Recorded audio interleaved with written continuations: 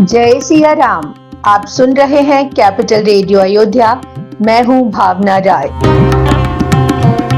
और मैं हूं वात्सल्य राय।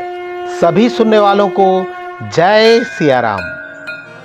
कैपिटल रेडियो अयोध्या में आप लगातार सुन रहे हैं रामायण की कहानियां।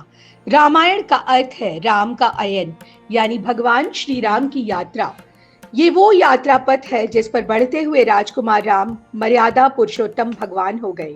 पिछले एपिसोड में हमने आपको अयोध्या में भगवान राम के राज्याभिषेक की तैयारी शुरू होने की कथा सुनाई। अगर आपने वो एपिसोड नहीं सुना है तो हमारे YouTube चैनल और Facebook पेज पर जाकर सुन सकते हैं। उसका लिंक भी हम डिस्क्रिप्शन बॉक्स में साझा कर रहे हैं। और अब आगे की कथा। गोस्वामी तुलसीदास जी महाराज कहते हैं, तब नर नाह वशिष्ठ बुलाए, राम धाम सिख देन पठाए।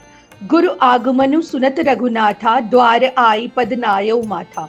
अयोध्या में भगवान राम के राज्याभिषेक की तैयारी होने लगी। तभी राजा दशरथ ने गुरु वशिष्ठ जी को आमंत्रित किया। उन्होंने गुरुजी से प्रार्थना की कि वो भगवान राम को राजकाज से जुड़ी शिक्षाएं दें। गुरु वशिष्ठ भगवान राम के महल पहुंचे। भगवान ने द्वार पर ही गुरुजी की पूजा की, उनके चरणों में सिर नवाया, अर्घ दिया।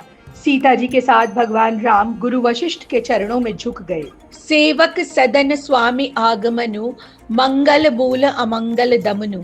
तदपि उचित जनु बोली सप्रीति, पठई काज नाथ असनीति। भगवान राम ने कहा, गुरुवर, सेवक के घर स्वामी आ जाए तो ये बहुत ही शुभ संकेत है।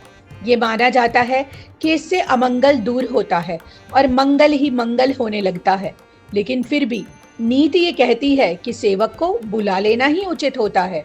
लेकिन गुरुवर, आप तो अपनी प्रभुता को छोड़कर मुझ पर स्नेह दिखाने के लिए स्वयं चले आए हैं। आपके आगमन से मेरा ये महल अत्यंत पवित्र हो गया है। हे प्रभु, मुझे आज्ञा दीजिए कि आपकी प्रसन्नता के लिए मैं क्या करूं। सुनि सनेह साने वचन, मुनि रघुबर ही प्रशंस। राम कस न तुम कहूं, अस हंस बंस अवतंस। भगवान राम का सुंदर भाव देखकर और उनकी मधुर बातें सुनकर गुरु वशिष्ठ बहुत ही प्रसन्न हुए। वो भगवान राम की प्रशंसा करने लगे। गुरुदेव ने कहा, श्री राम जी, आप तो सूर्यवंश के भूषण हैं। आपका ऐसी बातें करना स्वाभाविक ही है। भगवान राम के स्वभाव की प्रशंसा करते हुए गुरु वशिष्ठ ने कहा, भूप सजैउ अभिषेक समाजू, चाहत देन तुम ही जुबराजू। श्री राम जी, राजा दशरथ आपको युवराज पद देना चाहते हैं। उन्होंने आपके राज्याभिषेक की तैयारी की है। गुरुदेव ने कहा, हे श्री राम जी, आप उपवास, हवन और दूसरी पूजा संयम के साथ कीजिए। इससे ये कार्य कुशलता से पूरा होगा। गुरुदेव ने भगवान राम को शिक्षाएं भी दी। गुरु सिख देई राय पहि गयऊ, राम हृदय असि विस्मय भयऊ। भगवान राम को शिक्षा देने के बाद गुरु वशिष्ठ राजा दशरथ के पास चले गए। इस बीच राज्याभिषेक का समाचार सुनकर भगवान राम थोड़े हैरान हो गए।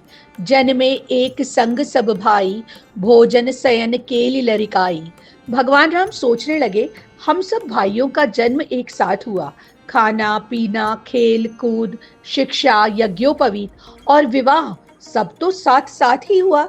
बिमल बंस यह अनुचित एकू, बंधु बिहाई बड़े ही अभिषेकु। प्रभु सप्रेम पछितानि सुहाई, हरऊ भगत मन के कुटिलाई। भगवान सोचने लगे कि अब एक अनुचित बात हो रही है।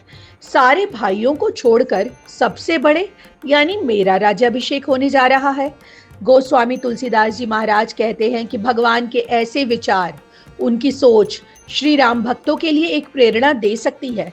वो उनके मन की कुटिलता को दूर भी कर सकती है। उसी समय लक्ष्मण जी भगवान राम के महल में आए।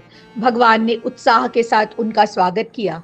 लक्ष्मण जी भगवान राम को नगर का हाल बताने लगे। उन्होंने बताया कि प्रभु, हर तरफ तरह तरह के बाजे बज रहे हैं। नगर में जिस तरह का आनंद छाया हुआ है उसके बारे में बताया नहीं जा सकता है। सब लोग चाहते हैं कि अब जल्दी से भरत जी आ जाए, वो भी राज्याभिषेक का उत्सव देखें और वैसे ही प्रसन्नता अनुभव करें कि जैसे हम सब कर रहे हैं। वो बोले, हर ओर लोग राज्याभिषेक के शुभ मुहूर्त की प्रतीक्षा कर रहे हैं। बाजार, रास्ते, घर और गलियां, सभी स्त्री और पुरुष एक दूसरे से पूछ रहे हैं कि कल वो शुभ मुहूर्त कब है जब विधाता हमारी अभिलाषा पूरी करेंगे। कनक सिंहासन सिय समेता, बैठई राम होई चित चेता।